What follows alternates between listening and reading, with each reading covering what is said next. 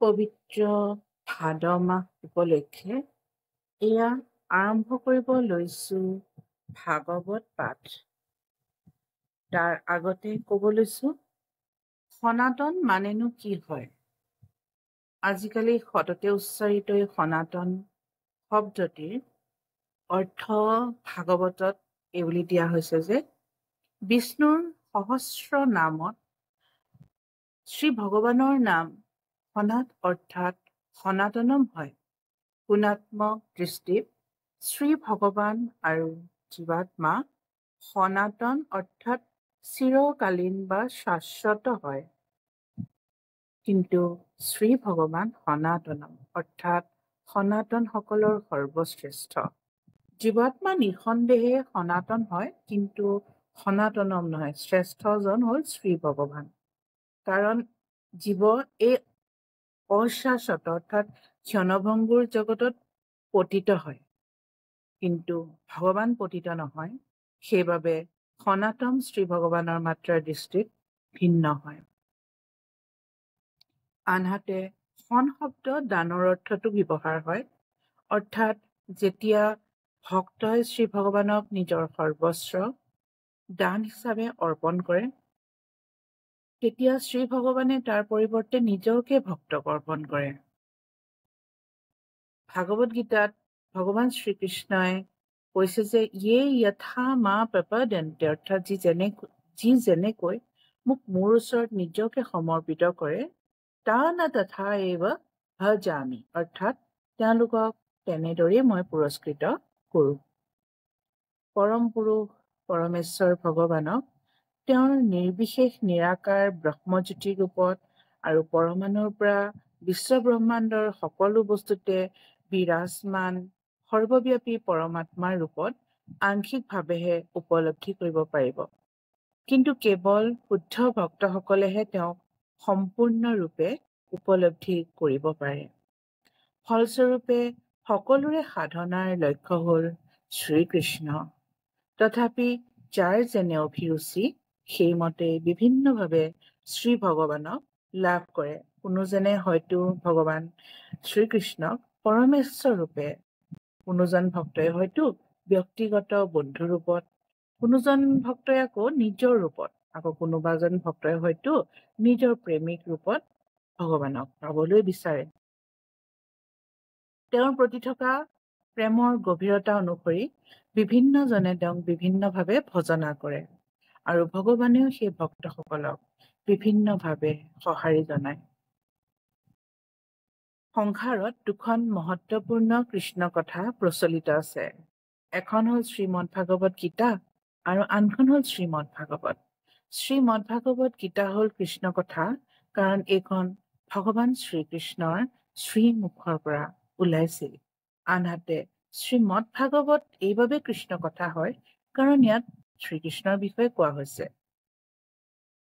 আমাৰ গুৰুজনা শ্ৰীমন্ত শংকৰদেৱেই হওক বা চৈতন্য মহাপ্ৰভুৱেই হওক, তেওঁলোকে তেওঁলোকৰ শিষ্যসকলক গোটেই সংসাৰত জাতি ধৰ্ম নিৰ্বিশেষে বিনা ভেদভাৱ ৰাখি কেৱল কৃষ্ণ কথা প্ৰচাৰ আৰু প্ৰসাৰৰ বাবে কাম কৰিবলৈ আহ্বান জনাই থৈ গৈছে।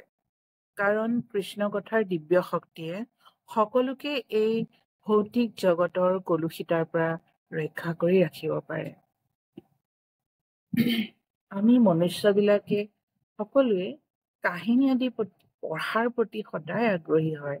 সেইবাবে বিকশিত আত্মাৰ ৰুচি অনুযায়ী বজাৰত অনেক কিতাপ, আলোচনী বা খবৰ কাগজ পঢ়িবলৈ আছে।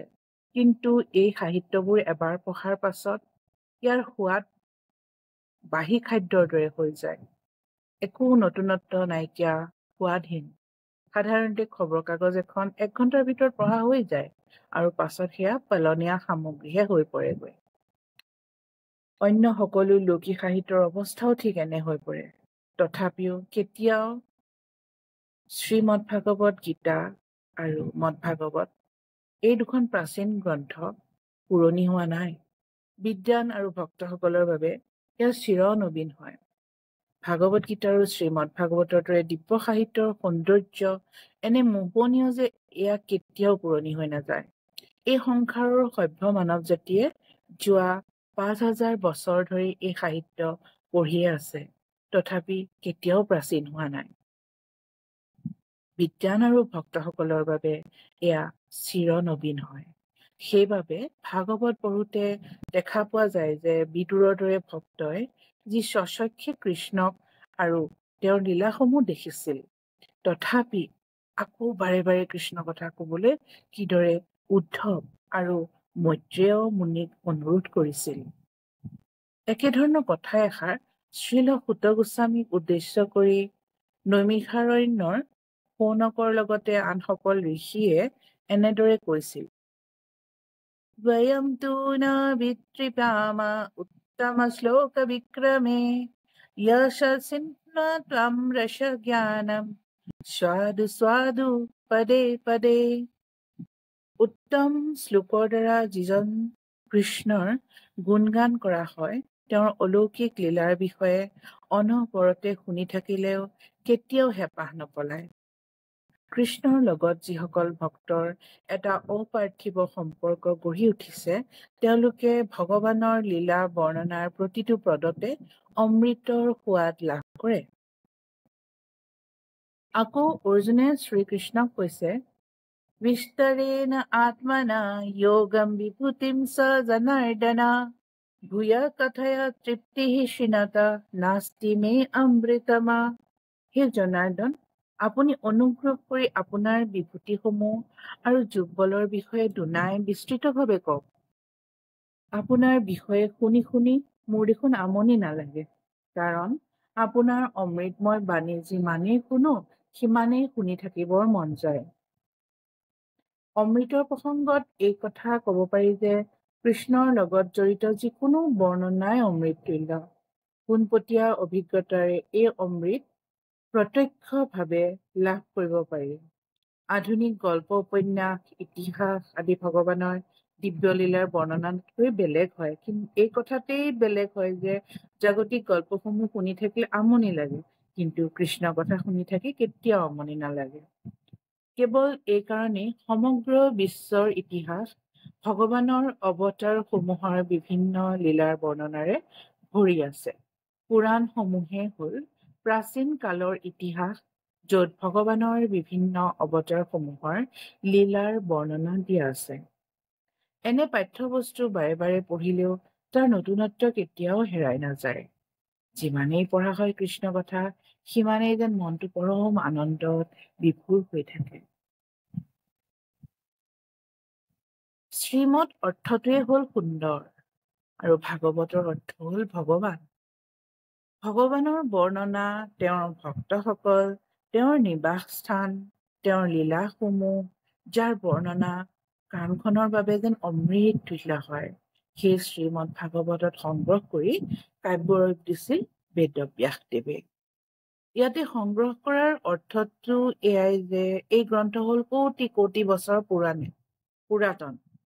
বেদৰ জ্ঞান হ'ল চিৰদিনীয়া, ইটাৰনেল। বেদ আৰু কৃষ্ণৰ মাজত একো পাৰ্থক্য নাই, যিদৰে কৃষ্ণ আৰু তেওঁৰ নামৰ মাজত কোনো পাৰ্থক্য নাই।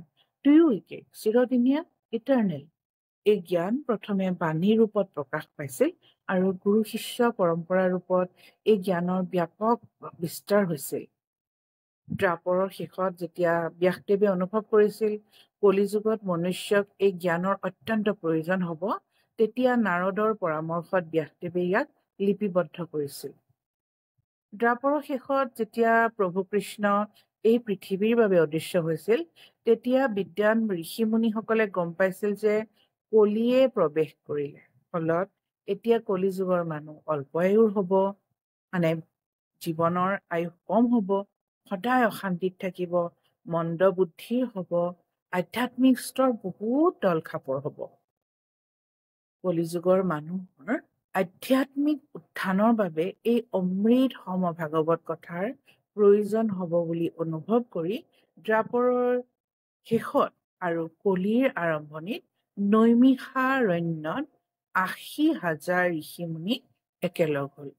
তেওঁলোক সকলো আছিল বৈষ্ণৱ। বৈষ্ণৱৰ অৰ্থ হ'ল আনৰ দুখত দুখী, আৰু তেওঁলোকে মিলি যজ্ঞ আৰম্ভ কৰিলে। এই যজ্ঞ আছিল কলি যুগৰ মানুহৰ কল্যাণৰ অৰ্থে।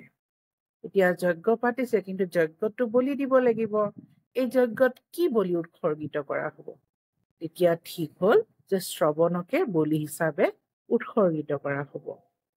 শ্ৰৱণম কৃষ্ণ কথা, কেৱল কৃষ্ণ কথাৰ কীৰ্তন হ'ব, অৰ্থাৎ সংকীৰ্তন যজ্ঞ। এয়া হ'ব যজ্ঞৰ উৎসৰ্গ। 1000 বছৰ ধৰি এই সংকীৰ্তন যজ্ঞ অনুষ্ঠিত হ'ল। अन्येतु एवम् अजानन्तः श्रोता अनेभ्य उपास्यते ते अपि सा अतितरन्ति एवं मृत्युं श्रुतिपरायणा। এই সম্পৰ্কে গীতাত ভগৱান শ্ৰীকৃষ্ণই কৈছে, আন এনে লোক আছে যিসকল আধ্যাত্মিক জ্ঞানেৰে জ্ঞানী নহয়, কিন্তু আনৰ পৰা তেওঁৰ বিষয়ে শুনিয়েই পৰম পুৰুষৰ উপাসনা কৰিবলৈ আৰম্ভ কৰে। যিহেতু আন আচাৰ্যসকলৰ উপদেশ শুনিবলৈ তেওঁলোক আগ্ৰহী, সেইবাবে তেওঁলোকেও এই জন্ম মৃত্যুৰ সংসাৰখন অতিক্ৰম কৰি যায়। সাধাৰণ মানুহবিলাক যদি শুদ্ধ অন্তৰৰ হয়, তেনেহলে তেওঁলোকৰ বাবে শ্ৰৱণ কৰিয়েই আধ্যাত্মিক জ্ঞানৰ পথত অগ্ৰগতি লাভ কৰাৰ এটা সম্ভাৱনা আছে। এই শ্ৰৱণ পদ্ধতি অৰ্থাৎ শুনা পদ্ধতিটো, কাণেৰে শুনাৰ এই পদ্ধতিটো বৰ গুৰুত্বপূৰ্ণ। শ্ৰী চৈতন্য মহাপ্ৰভু যি আধুনিক পৃথিৱীত কৃষ্ণ ভাৱনাৰ আদৰ্শ প্ৰচাৰ কৰি থৈ গৈছে, আৰু আমাৰ শ্ৰীমন্ত শংকৰদেৱ এইসকলে সদায় শ্ৰৱণৰ ওপৰত বিশেষভাৱে গুৰুত্ব দিছিল। কাৰণ সাধাৰণ মানুহ এজনে কেৱল সৎগুৰু এজনৰ পৰা যদি শ্ৰৱণ কৰিবলৈ পায়, তেতিয়াও আধ্যাত্মিকভাৱে অগ্ৰগতি লাভ কৰিবলৈ সক্ষম হয়। সকলো মানুহে পুণ্যাত্মাসকলৰ পৰা শ্ৰৱণ কৰাৰ সুযোগ গ্ৰহণ কৰিব লাগে আৰু ক্ৰমে ক্ৰমে সকলো বুজিব পৰা হৈ উঠিব লাগে।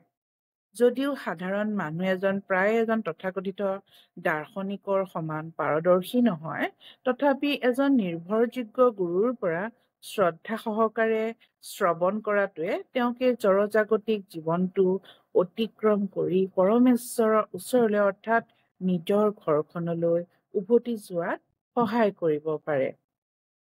এতিয়া প্ৰশ্ন উঠিছে যে ভাগৱত পাঠৰ বাবে বা সংকীৰ্তন যজ্ঞখন কৰিবলৈ নৈমিষাৰণ্যকে কিয় স্থান হিচাপে লোৱা হ'ল? ব্ৰহ্মাই সৃষ্টিৰ আৰম্ভণিতে নৈমিষাৰণ্যকে গোটেই বিশ্ব ব্ৰহ্মাণ্ডৰ কেন্দ্ৰ বুলি ধৰি লৈছিল। এই নৈমিষাৰণ্য উত্তৰ প্ৰদেশৰ সীতাপুৰ জিলাৰ গোমতী নদীৰ পাৰত অৱস্থিত। যজ্ঞৰ উদ্দেশ্য আছিল কলিযুগৰ মনুষ্যৰ কল্যাণ। যেনেদৰে এখন সভাত নিৰ্দিষ্ট বক্তা থাকে, ইয়াত বক্তা বা স্পীকাৰ হিচাপে আছিল শ্ৰীল সূত গোস্বামী, আৰু ঋষিসকলৰ ফালৰ পৰা মুখপাত্ৰ বা স্পোক্সপাৰ্চন হিচাপে নিযুক্তি দিয়া হৈছিল শৌনক ঋষিক।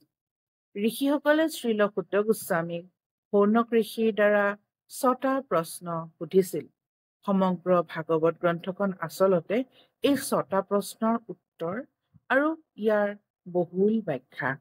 আজিলৈ ইমানেই।